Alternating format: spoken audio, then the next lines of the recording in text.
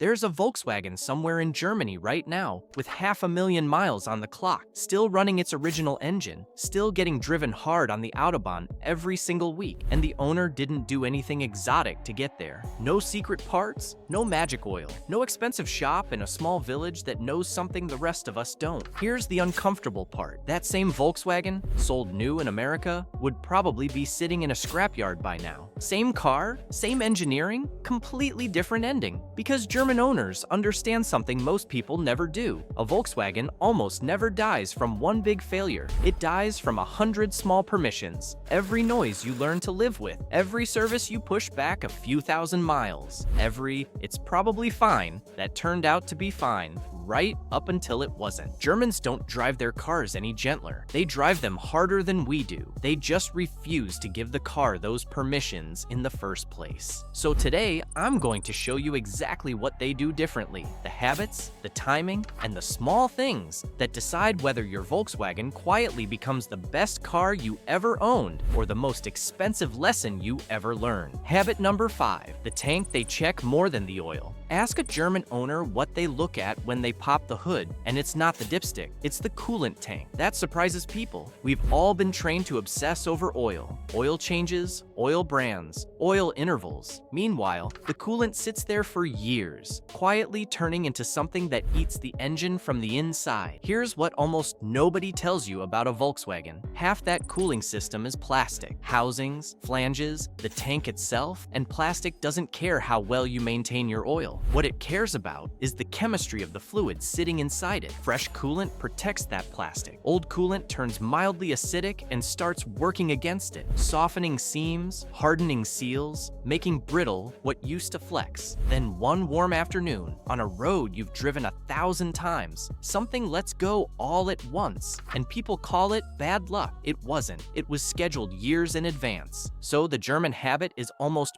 boringly simple. They glance at that tank, not with tools, not on a lift, just a look, roughly once a week, always cold. And what they're reading isn't really the level, it's the change in the level. Because a Volkswagen doesn't usually start leaking with a puddle on the driveway. It starts with a tank that's a fingernail lower than it was last month, with nothing on the ground to explain it. That's the warning. That's the moment. It's a cheap part and an easy afternoon. Ignore it, and the next time the car brings it up, it won't be a whisper. It'll be steam, a tow truck, and a bill with a comma in it. Habit number 4. They never let the engine sit at its weakest. Watch a German driver come home after a long run, and you'll notice something odd. They don't just switch the car off and walk away. They sit, maybe 30 seconds, maybe a minute, radio still on, hand on the key, doing absolutely nothing. To anyone watching, it looks like they forgot something. What they're actually doing is the single most protective habit in this whole video, and it costs nothing. Here's why it matters. When you've been driving hard, the hottest components in your Volkswagen aren't cooled by air. They're cooled by oil moving through them, turbo bearings especially. That oil is doing 2 jobs at once, lubricating and carrying heat away. The instant you shut the engine off, the pump stops, the flow stops, and every bit of that heat has nowhere to go. It just soaks into whatever oil is left sitting in there. And oil doesn't like sitting still in a furnace. It cooks. It breaks down into a hard, varnish-like residue that builds up in the tightest passages of the engine, the exact places that were designed with almost no clearance to begin with. Do it once, nothing happens. Do it every day for a few years, and you've slowly plumbed your own engine shut. That's why so many turbo failures don't feel like they have a cause. The part didn't wear out. It got starved by a blockage that took years to build, one shutdown at a time. So Germans idle it down. Long drive, hard climb, sustained speed. They give it that little pause before the key goes off, and they let the oil carry the heat out the way the engineers intended. It's the cheapest insurance policy on the car. 30 seconds of doing nothing on the days it actually matters. Habit number 3. They replace parts that aren't broken yet. This is the one that makes people uncomfortable because it goes against everything we've been taught about being smart with money. A German owner will walk into a shop, hand over the keys, and pay to replace a part that is working perfectly. No noise, no warning light, no symptom at all, and they'll do it happily. To most of us, that sounds insane. Why fix what isn't broken? But that question only makes sense if you think of a car as a collection of separate pieces. Germans don't. They think of a Volkswagen as a chain, and they know exactly which links take the rest of the car down with them when they snap. Because here's the thing nobody says out loud. Some parts on your Volkswagen fail politely. A window regulator dies, a sensor goes lazy, a bulb burns out. Annoying? Cheap? No consequences. But a handful of parts fail violently. When they go, they don't go alone. They take the engine, or the transmission, or the entire cooling system with them. Belts, tensioners, pumps, the plastic that holds pressure, the quiet stuff buried deep that costs a few hundred to replace on your schedule and a few thousand to replace on its own. And those parts almost never warn you. That's the entire problem. They work flawlessly right up until the second they don't, and by then the damage is already done, usually in the first half second, before you've even reacted. So Germans stop waiting for symptoms on those specific parts. They replace them by age and by mileage on a calendar,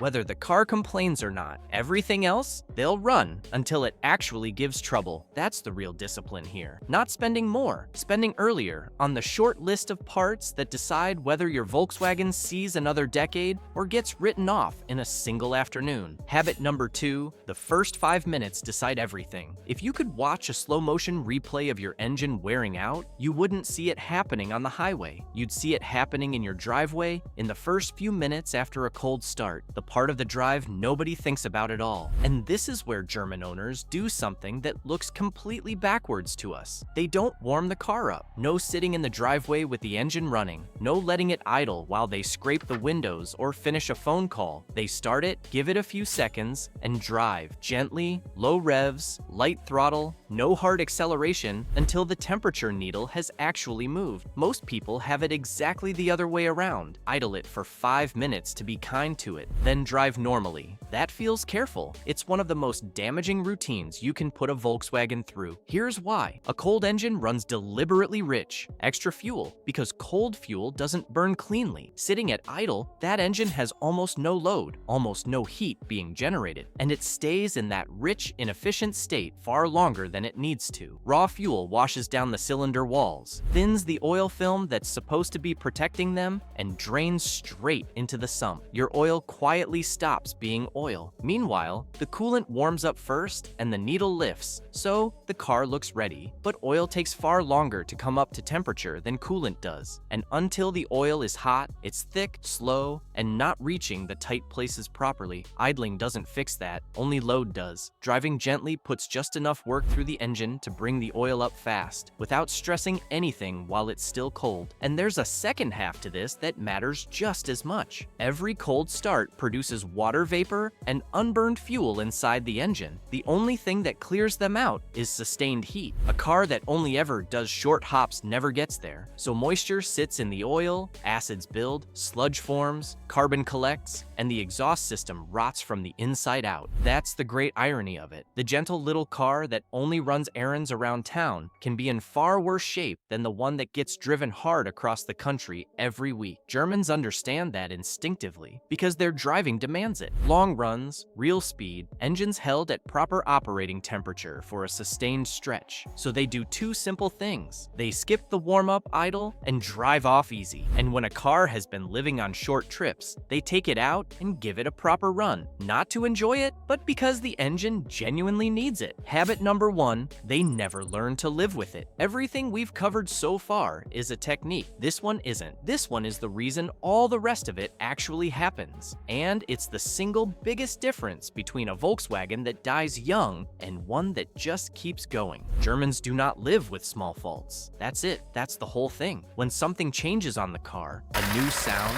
a slightly different pedal, a smell that wasn't there last month, it gets dealt with. Not eventually, not when it gets worse, not when there's a spare weekend. Now, while it's still small. And I know how obvious that sounds, but be honest with yourself for a second, because almost every one of us has done the opposite. There's a rattle that shows shows up over rough roads, and you notice it every single day for 6 months. There's a squeak when you turn the wheel at low speed, something faint under braking, a vent that smells damp, a light that comes on cold and clears once the car warms up. You noticed it, then you got used to it, then you stopped hearing it entirely. That's the moment the car started dying, not when the part finally failed. Right there, the day it stopped being a problem in your head. Because a Volkswagen is very good at telling you what's wrong, and very bad at telling you how urgent it is. The car has no way of saying this rattle is nothing versus this rattle is a mount that's about to let the engine move and tear something expensive. Both sound identical from the driver's seat. Both are equally easy to ignore, and the small warning almost always arrives long before the failure, sometimes years before, which is exactly why we get away with ignoring it for so long, and exactly why it feels like it came out of nowhere when it finally lets go. Then the repair arrives, and it's never just the one part. It's the part, plus everything it damaged on its way out, plus the labor to get to all of it, and the owner stands there thinking the car betrayed them. It didn't. It asked quietly, over and over, and got told no every time. This is what I meant at the start about permissions. A Volkswagen doesn't fall apart. It gets permission, one shrug at a time. So the German habit is simply to say no. New noise, new smell, new feeling. Investigate it while it's cheap. Half the time, it genuinely is nothing, and you've spent an hour to find that out. The other half, you've just caught something that would have ended the car. And that's really the answer to the whole question. There's no secret here, no special parts, no hidden service, no engineering the rest of the world doesn't get. Just an owner who never let anything slide, doing ordinary things at the right time for years on end. The engineering was never the limiting factor. It was always the owner, and that part is entirely in your hands. So when you put all 5 together, notice what's missing from the list. There's no expensive tool, no specialist shop, nothing you'd have to import from Germany. Not one of these habits costs real money. They cost attention, and they cost timing. That's genuinely all the difference is. 2 identical Volkswagens roll off the same line on the same day. One gets driven for a couple of decades and keeps going. The other gets written off long before it should have. The car never decided that. The owner did slowly. In 100 small moments, nobody would ever call a decision. And the good news is, you can start being the second kind of owner today. Not with a big project, not with a weekend under the car. Just go out, pop the hood, and look at what's in front of you. Give it 30 seconds before you shut it off tonight. Pay attention to the noise you've been ignoring for the last 6 months. That's how it starts. Small, unglamorous, repeated. If this was useful, do me a favor and let me know in the comments which one of these you're already guilty of. I'd genuinely like to know which habit hit closest to home. And if you own a Volkswagen and you want to keep it running long past the point most people give up on theirs, stick around here at Volkswagen Hub. That's what this whole channel is built for. Thanks for watching. Take care of it, and it'll take care of you.